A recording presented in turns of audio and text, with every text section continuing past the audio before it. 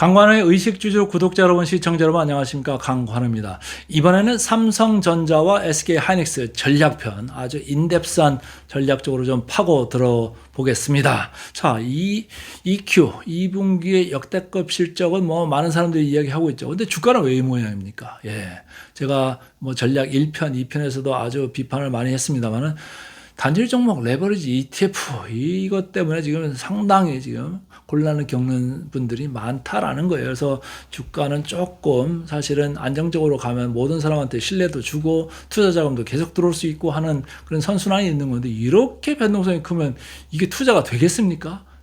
지금 투기를 조정하는 이런 느낌의 레버리지 ETF가 아니겠느냐. 당장에 이걸 어떻게 조치를 좀 취하지는 못해도 빨리 수기를 해가지고 뭔가 근본적으로 지금 웩더독 꼬리가 몸통을 흔드는 현상을 더 이상 방치해서는 안 되겠다, 이런 말씀 하면서 이제 시작을 해 보겠습니다.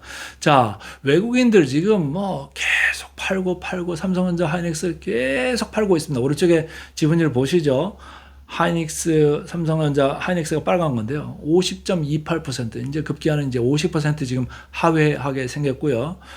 46.76% 삼성전자 이 정도입니다. 근데 죄송하게도 이런 외국인 지분율이 더 내려갈 가능성이 있다라는 거예요. 제가 전략편에서 우리나라 이제 외국인 지분율이 지금 아직도 40% 위쪽에 있다. 그런데 최소 2에서 뭐 평균 정도로 봐도 4%포인트는 내려갈 가능성이 있다라고 했어요. 그럼 뭘 팔아야지 그게 내려갑니까?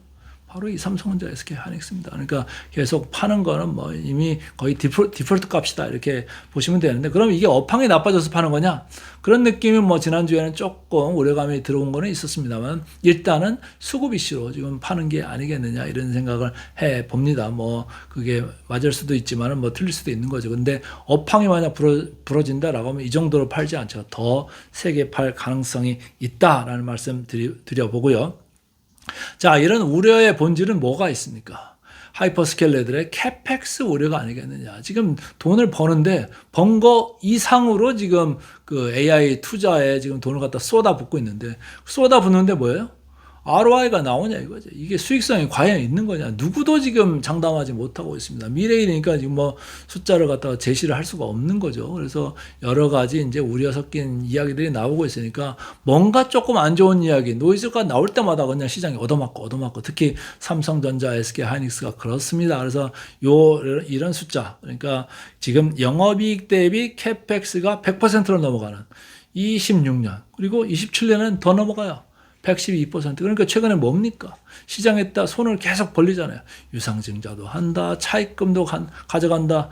야, 이게 뭐 과거에 이런 하이퍼스케일러들이 했던 모습들이 아니잖아요. 그리고 제가 콜라보 동영상에서도 우리 이제 김열매 대표랑 다뤄봤습니다만은, 지금 3호 크레딧이죠. 프라이빗 크레딧 쪽에서 지금 어떤 구조로 들어가고 있느냐를 좀 보실 필요가 있는 거예요. 그러니까 거기서 약간의 리스크가 지금 계속 이제 커지고 있는 이런 모양이 있습니다. 그러니까 시장에서 이런 걸 좀 우려를 하죠. 그러나 이제 기본적으로 AI 수요 자체가 커지는 것에 대해서는 사람들은 크게 의심을 안 하고 있습니다. 그래서 뭐 노이즈가 나올 때마다 얻어맞는데, 오히려 롱텀으로 보시는 분들은 그때가 뭐 찬스가 될 수도 있다, 이런 말씀 다시 한번 드립니다. 어쨌든 이 AI 투자가 돈이 된다고 하면은 반도체는 계속적으로 좋아질 거예요. 근데 아직 돈 된다는 그런 느낌이 뭐 강하게 오질 않으니까 이제 많은 분들이 뉴스에 좀 흔들리는 이런 느낌이 좀 있습니다. 좀 안타까운데 앞으로도 조금 그럴 가능성이 여전히 남아있다. 요 점은 머리에다가 넣으시면 됩니다. 그럼 뭡니까? 시장이 반도체에 대해서 뭐죠? 할인을 하는 거예요. 그래서 할인을 하는 겁니다. 제가 말씀을 드릴 때 시장에서 뭐 밸류에이션적으로 보나 ROE로 보나 반 정도를 지금 할인 받고 있다고 제가 말씀을 드렸잖아요. 시장에서 왜 그러겠습니까? 이런 물음표, 불확실한 게 있기 때문에 이렇게 할인을 한다, 이렇게 말씀을 드립니다. 자, 그러나 이제 마이크론이 던진 힌트는 이런 거죠. 여기 제가 박스를 쳐놨습니다만, 매출 총이익률 GP 마진이라고 하는데요. GPM이나 영업 마진율, OPM이라고 그러죠. OP 마진. 이런 것들이 좋아도 너무너무 좋아지잖아요. 여기 보세요. GP 마진이 45.9%포인트, OP 마진은 더 올라갔습니다. 59.2%포인트. 그래서 결국은 뭐 81%나 되는 영업이익률을 이제 자랑하는 수준까지 왔어요. 이 정도 되니까 이제 애플에서 못 해먹겠다 이런 얘기가 나오는 거예요. 100년 만에 지금 대홍수가 났다. 반도체 가격이 너무 많이 올랐다. 이렇기 때문에 나는 중국하고 지금 얘기를 해야 되겠다 이런 얘기를 하는 거 아니겠습니까? 근데 어쨌든 여기서 받은 힌트는 우리가 삼성전자나 SK하이닉스가 마이크론보다 캐파가 더 많다라는 거예요. 크다라는 얘기예요. 그럼 뭐예요? 영업 레버리지 좋아질 때는 뭐죠? 훨씬 수익률이 더 좋을 수도 있겠다. 이번 뭐 잠정실적 삼성전자 발표부터 해가지고 7월 중하순에 이제 SK하이닉스 나오는데 영업이익률을 중점적으로 볼 필요가 있겠다. 마이크론이 힌트를 3개 줬다 이런 생각입니다. 자, 실적 컨센서스 제가 여기 차트를 화해놨습니다만은 어쨌든 1분기에 급여 보너스 충당금을 충분히 쌓았느냐 그게 이제 관건이 될 수 있을 것 같은데 그거를 감안하고도 혹시라도 삼성전자가 여기 써 있는 85조 원을 2분기에 넘는 잠정 실적을 내놓는다라고 하면 주가는 엄청 강해질 수 있어요. 1분기 거 57조 원 안 했습니까? 영업이익이. 그거에 대해서 이제 10.5% 감안하고 또 2분기에 영업이익 번 거에 대해서 또 감안한 거 두 분기 거를 하고도 만약에 이런 85조 이상이 나온다. 그럼 진짜 좋은 거죠. 15조 이상의 충당금을 쌓고도 85조 나온다 그러면 실질적으로는 110조 나온 꼴인 거잖아요. 그래서 그거를 잘 이렇게 좀 살펴볼 필요가 있는데, 뭐 잠정 실적 발표 나올 때는 이제 매출하고 영업이익 이 정도만 나올 거기 때문에 아주 자세한 디테일은 이제 없을 수가 있는데, 애널리스트들 리포트에서 나올 수는 있겠죠. 그래서 잘 살펴볼 필요가 있겠다라는 겁니다. 자, 그리고 파운드리, 우리가 뭐 최근에 그때 뭐 가끔씩 간헐적으로 이렇게 이야기를 하고 있습니다만은, 엔트로피의 이제 수주가 논의되고 있다 이런 얘기들이 있지 않았습니까? 그러니까 삼성전자 파운드리에 대한 또 재조명, 시장의 재조명도 있을 수가 있다라는 거예요. 그러니까 삼성전자가 시리즈 H 뭐 엔트로픽 하는데 이제 투자를 했잖아요. 그러니까 그걸 했을 때는 당연히 뭐 이런 일이 있을 거다라는 뭐 얘기하는 사람들이 이제 많았을 거고, 지금 기본적으로 2나노 게이트 오로라운드 GAA라고 그러죠. 여기서 이제 기술을 가지고 엔트로픽에 대해서 이제 그 반도체를 만들어준다라고 하면은 상당히 여기서 좋은 거예요. 왜? 여기 보세요. 지금 엔트로픽만 있는 게 아니잖아요. 테슬라, AI5, AI6, 그룹, LPU, 구글의 TPU 다이, 이제는 뭐 엔트로픽까지. 이렇게 손님들이 자꾸 이렇게 오잖아요. 그럼 손님들이 온다는 게 뭡니까? TSMC만 우리가 바라보고 있을 수도 없고, 거기 지금 바쁘다고 그러고 엄청 튕기니까 어디로 가는 거예요? 그 다음 삼성전자, 여기 기술력 어때? 뭐 이나로 할 만한가? 거기까지 기술력이 가 있나? 이걸 보시면서 남들도 가는 거 보니까 야, 이제 기술력이 있나 봐 이러면서 지금 오는 거잖아요.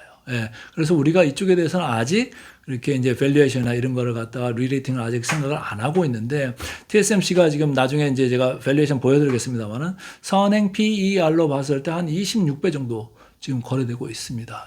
그렇기 때문에 삼성전자도 삼성전자의 파운드리 비즈니스에 대해서 뭔가 지금 리레이팅을 생각하면서 이제 곧 리포트들이 나올 수도 있는 거예요. 그러니까 sum of parts라고 해서 부분별 가치 합산법 이라고도 하는데, 거기서 이제 비메모리에 대한, 파운드리에 대한 그런 가치를 만약에 3개 쓴다 그러면 또 더 좋아질 수도 있는 거고, 이 파운드리 부분이 이제는 뭐 금년 하반기나 내년 상반기부터는 이제 흑자 전환한다 이런 얘기가 나오는 일이 좀 많아질 겁니다. 그래서 이쪽에 대해서 시장에서도 조금 뭔가 부각시킬 요소가 좀 있겠다 이런 생각입니다. 자, 하이닉스의 ADR 지금 상장도 큰 이제 이벤트인데요. 7월 10일 날 올라옵니다. 티커가 SKHY네요. 그래서 HK 하이닉스로 이제 올라오는데, 전체적으로 2.5% 지분에 해당하는 겁니다. 신주 발행해가지고 이제 ADR로 발행하는 거죠. 그래서 이제 45조 원 정도 되니까 뭐 규모가 상당한 거죠. 물론 이제 전체 주식수로 봐서는, 시총으로 봐서는 2.5%에 불과합니다만은 뭐 절대 규모가 이미 뭐 시총이 엄청나게 커져 있으니까 2.5%라도 크다라는 거고, 지금 시장이 기대하는 거 뭐겠습니까? 프리미엄인 거죠. 지금 최근에 TSMC 보니까 한 14% 정도 원주, 그러니까 underlying share죠. 원주 대비해서 이제 ADR이 프리미엄이 붙어 있는데, 하이닉스도 그런 걸 기대를 하는 거예요. 그리고 TSMC의 또 밸류에이션도 높은 게 있고 뭐 낮은 게 있고 이렇게 이제 원주하고 그리고 ADR 간의 아비트라지 이런 것도 이제 생각을 할 수도 있는 건 지금 대만에서는 그게 이제 힘들죠 아비트라지가. 근데 우리 시장은 또 가능할 수도 있습니다. 그러니까 원주하고 그 ADR 간의 아비트라지도 가능해지는 이중 가격인 거죠. 그건 이제 좀 뭐 어떻게 보면 수급 교란 요인일 수도 있는 거예요. 그래서 그런 거는 좀 생각을 하시는데 어쨌든 ADR 상장 이후에 시장에서 다시 재평가를 하는 그 리레이팅 현상은 계속 이어질 수도 있고 기대해도 좋다 이런 생각입니다. 자, 메모리 주식 제가 밸류에이션 편 항상 얘기할 때마다 시장보다도 항상 밸류에이션 저평가를 받고 있고 할인을 받고 있습니다 했는데 보세요. 마이크론 6.8배까지 이제는 내려왔습니다. 얼마 전까지만 해도 이게 11배까지 갔었어요. 예. 그러니까 우리 시장에서 그때 뭐라고 그랬습니까? 10배 가는 게 정당화된다 이런 얘기를 했잖아요. 근데 지금은 오히려 10배가 아니라 점점 멀어지고 있어요. 왜 멀어진다고요? PER은 P 나누기 2예요. 예, 밑에가 earnings growth예요. 예.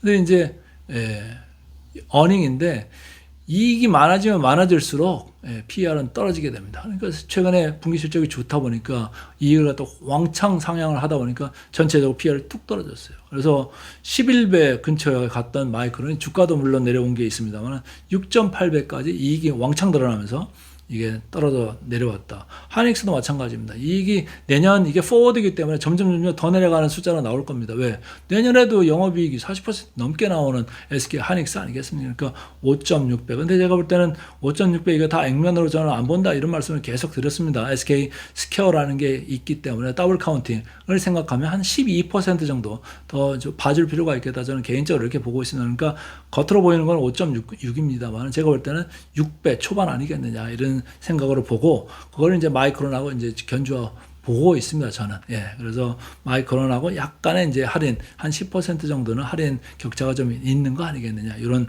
생각을 좀 보수적으로 해야 보고 싶고요. 근데 재밌는 거는 하이닉스하고 삼성전자하고 밸류에이션이 뒤집어졌어요.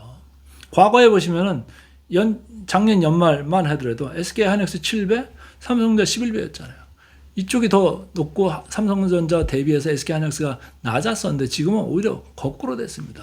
예. 그래서 그 부분은 삼성전자 뭐 주주분들한테 조금 안타깝고 아쉽고 뭐 이런 것도 있을 수가 있습니다만 앞으로 봤을 때는 그러면 SK하이닉스 대비 더 포텐셜을 읽어줘도 되는 거 아니겠느냐. 아까도 파운드리 부분 이야기했습니다만 읽어줄 부분들이 여러 가지 있다라고 하면 이렇게 이익이 들쭉날쭉하고 변동성이 큰 순수 반도체 업체 대비 이렇게 삼성전자 같이 비메모리도 있고 다른 이제 사업 부문도 있는 이쪽이 밸류에이션이 이렇게 뭐 5배 근처 초반 이렇게 있을 가능성은 없을 거다. 저는 오히려 리레이팅이 될 수 있다라는 이런 생각입니다. 어쨌든 PER이 생각보다 위쪽이 아니라 지금 내려가고 있습니다. 그건 뭐죠? 여기 써놨습니다.